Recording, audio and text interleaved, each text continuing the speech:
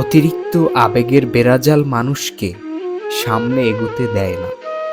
সেটা হতে পারে পারিবারিক অথবা একান্ত প্রিয় মানুষের মায়ার বন্ধন।